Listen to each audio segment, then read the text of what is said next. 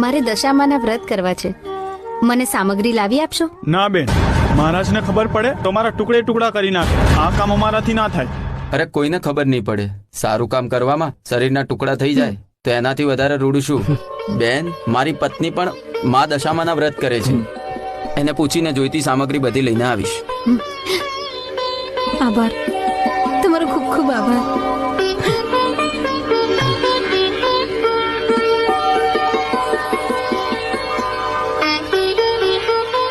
બહેન, ઓ બહેન,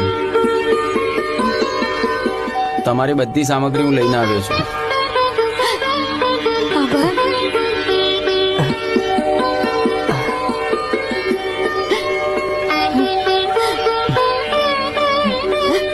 આભાર, ખૂબ ખૂબ આભાર તમારો. સ્વામી, હે દશામાં, જય દશા.